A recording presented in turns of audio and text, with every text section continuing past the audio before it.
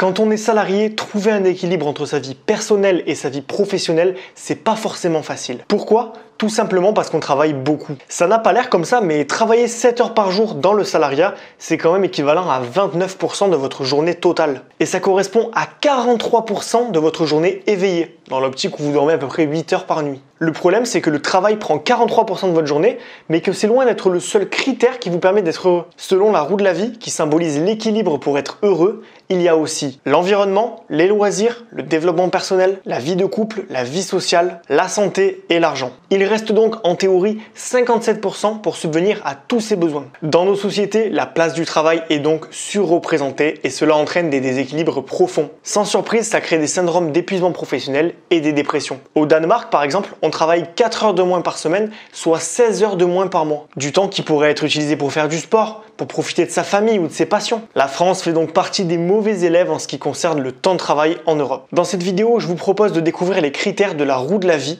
pour vous aider à retrouver un équilibre vie pro, vie perso. Restez bien jusqu'à la fin de la vidéo parce que je vais vous expliquer en détail chaque critère, pourquoi le salariat vous empêche d'avoir ce critère-là et comment vous pouvez malgré tout essayer d'y remédier pour augmenter l'équilibre entre votre vie pro et votre vie perso. Avant de commencer la vidéo, je me présente, je m'appelle Johan, je suis un ancien employé dans le domaine du web marketing et aujourd'hui j'ai tout quitté. J'ai quitté ma vie de métro, boulot, dodo, une vie qui ne me plaisait plus finalement. J'avais un bon taf, j'avais un bon salaire, mais j'étais pas heureux dans cette situation, tout simplement parce que tous les matins je me levais, la boule au ventre, je me disais je vais encore offrir ma journée à quelqu'un, j'étais pas heureux, je manquais de sens. Donc aujourd'hui j'ai dit stop, j'ai développé petit à petit des petits projets rentables, des petits projets qui m'ont permis de gagner de l'argent hors du salariat. Et aujourd'hui, ça a été mon salut, ça m'a permis d'avoir la liberté financière à 26 ans seulement. Donc j'ai un petit peu galéré à l'avoir, mais aujourd'hui je l'ai, c'est fini. Voilà, et aujourd'hui j'ai le luxe de pouvoir travailler de chez moi, tranquillement, sans stress, à mon rythme. Je peux profiter de ma vie, de mes passions, de mes amis. J'ai vraiment retrouvé beaucoup de temps dans mon quotidien parce que je ne travaille évidemment pas 7 heures par jour. Donc je suis super heureux comme ça. Et la mission dont je me suis investi aujourd'hui, c'est d'aider les actifs qui en ont marre du salariat, les salariés qui sont malheureux, à retrouver leur liberté financière, géographique et temporelle pour se sentir mieux au quotidien. Donc si vous voulez atteindre cette liberté financière, quitter le salariat, n'hésitez pas à télécharger gratuitement le guide des 24 moyens de générer des revenus passifs. Vous avez plein d'informations sur comment gagner de l'argent hors du salariat.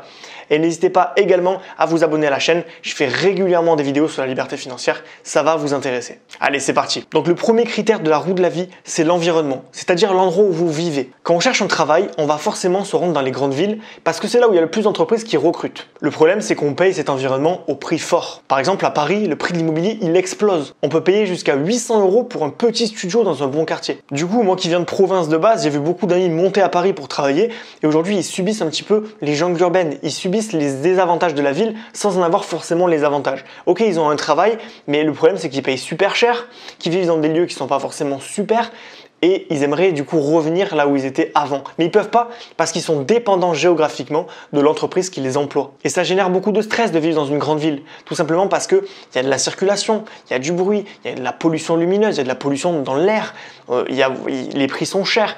On va avoir des gens qui vont être peut-être énervés. À Paris, voilà, on sait que ils sont pas connus pour être très accueillants. Donc il y a tout ce problème-là qui fait que on subit les désavantages des villes sans en avoir forcément les avantages derrière. Nous, les humains, on est fait pour vivre dans la campagne, dans la nature, là où on va être au calme, dans un village confortable. On a besoin de cette sécurité qu'on n'a pas forcément dans les villes. Et aujourd'hui, quitter le salariat, c'est peut-être la meilleure option pour retrouver cette liberté géographique parce que quand on n'est plus lié à un patron, quand on n'est plus lié à une entreprise surtout, un bureau, on peut être où on veut, quand on veut. Je peux travailler d'où je veux. Là, je vis en France, mais si je voulais vivre à l'autre bout du monde, je pourrais le faire. Si je voulais vivre dans la Creuse en France, je pourrais aussi le faire. Donc je choisis mon lieu d'habitation et ça n'a pas de prix. Le deuxième critère, ce sont les loisirs. Quand on rentre chez soi après une longue journée de boulot, qu'il est 18 h, voire même peut-être 19 h pour certains, on n'a pas forcément le temps ni l'énergie de se consacrer à ses passions. Je veux dire, on a plein de tâches ménagères à faire. On doit s'occuper de faire à manger, de prendre sa douche, de nettoyer un petit peu la maison parce que ça fait un moment qu'on l'a pas fait. Donc ce petit temps libre qu'on a après le taf, on va l'utiliser pour des choses qui sont urgentes. Par exemple l'administratif, envoyer un colis à la poste. On va pas forcément avoir le temps de prendre du temps pour soi, de méditer, de faire de la guitare. Il y a plein de choses qu'on pourrait faire mais qu'on fait pas. Du coup, c'est logique. Qu'est-ce qu'on fait? On se met devant la télé, on se met un film Netflix un petit peu pourri et on va s'endormir s'endormir devant, tout simplement. Donc on va avoir une vie qui va être très routinière, où nos passions vont se résumer à regarder un petit peu la télé le soir. Mais c'est dommage parce qu'on n'est pas dans la créativité, on n'est pas dans l'expérimentation finalement des passions. C'est vraiment dommage. Et on oublie souvent que les passions, c'est quand même super important. On a l'impression que c'est un plus, que c'est quelque chose qu'on met quand on a un petit peu le temps de le faire. Mais les passions, c'est quand même un équilibre. Je veux dire, quand on a passé une journée de travail à se prendre la tête avec son patron, quand on a la tête comme ça parce qu'on a passé sa journée devant un tableau Excel, devant un écran, on a besoin à un bout de moment de se libérer l'esprit, de faire autre chose, de penser à soi. Mais ça, on ne le fait pas parce qu'on n'a pas le temps. Si on laisse le sérieux du travail prendre le dessus sur toute notre humeur, on va finir aigri en fait. C'est pour ça qu'on attend autant les week-ends et les vacances. Parce que c'est les seuls moments finalement de l'année où on peut se dire ok, tu fais ce que tu veux, tu t'éclates, tu vas pouvoir faire du buggy, tu vas pouvoir faire du vélo, tu vas pouvoir t'amuser. Et c'est dommage que ce soit seulement le week-end et 5 semaines de congés payés par an. Alors même si vous ne pouvez pas quitter le salariat du jour au lendemain, même si vous avez des obligations, vous avez besoin de vous nourrir, donc vous ne pouvez pas tout quitter, essayez quand même de trouver quelques minutes par jour pour vivre vos passions. Si vous aimez jouer de la guitare, jouez une petite demi-heure en rentrant. Ou le matin avant de partir au boulot, pourquoi pas. Si vous aimez les jeux vidéo, faites-vous une petite partie, profitez. Essayez de vous obliger à faire vos passions parce que souvent on s'habitue à ne plus les faire parce qu'on est la tête plongée dans le travail. Donc on pense au travail, on dort travail, on mange travail.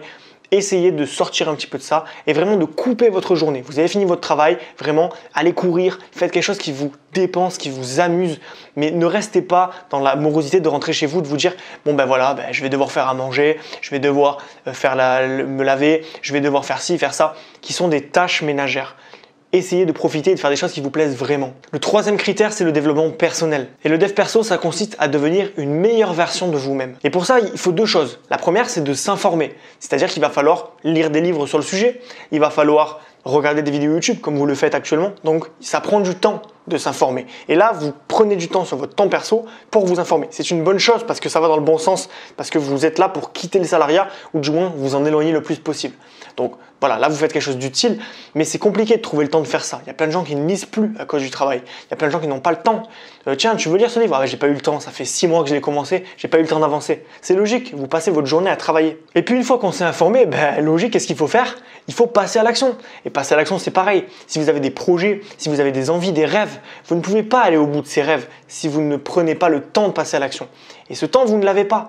Donc là aussi, le salariat vous empêche de vous épanouir parce que vous n'allez pas au bout de vos rêves, vous n'allez pas au bout de vos projets, de vos envies. Si vous avez envie de partir faire de l'humanitaire, vous ne pouvez pas parce que vous avez votre CDI, vous n'avez pas le temps. Votre patron ne vous dira jamais oui pour partir 3 mois aller faire de l'humanitaire. Ou alors vous avez un patron qui est très sympa. Mais la plupart du temps, vous êtes bloqué. Le salariat, c'est un voleur de temps. 7 heures par jour, c'est énorme. À l'échelle d'une vie, c'est monstrueux. Donc ce temps-là, vous ne le récupérerez jamais. Et quitter le salariat, c'est le meilleur moyen de reprendre le contrôle de sa vie, de reprendre le contrôle de son emploi du temps pour faire autre chose. Numéro 5 et numéro 6 en même temps, ça va être la vie sociale, donc la vie amicale et la vie de couple, la vie amoureuse. Nous, les humains, on est des animaux sociaux. On a besoin d'être avec les autres, d'être avec des personnes qu'on aime pour être heureux. Et les personnes qu'on aime, c'est pas Gisèle de la Conta, c'est pas votre patron qui vous fait une petite blagounette à la machine à café, c'est votre famille, vos amis, votre copain ou votre copine, c'est des personnes qui comptent vraiment pour vous. Et ce qui est hyper paradoxal, c'est que c'est les personnes qui comptent le plus pour nous et pourtant c'est les personnes qu'on voit le moins. Je veux dire, 7 heures par jour, on est loin de ces personnes. Votre copine va travailler pour un patron, vous allez travailler pour un autre patron. Du coup, vous êtes chacun à 50 km les uns des autres quand vous travaillez et vous vous retrouvez le soir quand vous êtes crevé et que vous n'avez plus aucune énergie pour rien faire. Je veux dire, même quand on y pense, on confie nos enfants à des nounous, à des crèches, alors que c'est quand même les personnes les plus importantes. C'est des personnes qu'on aurait, ça serait plus logique qu'on les élève nous-mêmes. Mais voilà, la réalité, c'est que quand on rentre après une longue journée de boulot, on n'a pas l'énergie de briser la routine du couple. Donc du coup, qu'est-ce qu'on fait? On fait quelque chose de standard.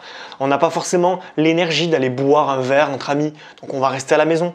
Et le salariat, ça attaque votre tissu social, ça détruit les relations sociales autour de vous, ça vous enferme dans une genre de routine, le fameux métro boulot dodo, qui vous empêche de faire des choses sociales. Ah non, ce soir je rentre pas trop tard, je travaille demain. On la connaît tous, cette raison, mais elle est vraie. Donc clairement, il faut essayer de prendre sur soi, de trouver des moments dans votre moment libre pour profiter de votre famille, de vos amis, de vos enfants. Prendre du temps pour eux, pour ces gens qui comptent vraiment. Parce qu'à la fin, quand vous quitterez votre CDI, quand vous changerez de boîte, c'est pas Gisèle de la Conta, encore une fois pour la citer, que vous retiendrez, c'est votre famille que vous avez peut-être délaissé. Numéro 6, la santé. Alors le salariat, ça génère son lot de stress. Trop d'heures sup, un patron désagréable, un travail trop exigeant. Quand on est stressé, c'est toute notre humeur qui est affectée. On se sent mal et le réflexe qu'on a, c'est de traiter les symptômes, c'est-à-dire traiter par exemple le stress en prenant des petits cachetons pour aller mieux ou en faisant de la méditation, mais on ne traite pas la cause. La cause, c'est le salariat. Et c'est le salariat qui vous pose ça. Moi, j'étais super stressé quand j'étais salarié. Et le jour où je suis parti, le jour où j'ai travaillé de chez moi, où j'ai eu la liberté financière, je me suis senti mais tellement reposé.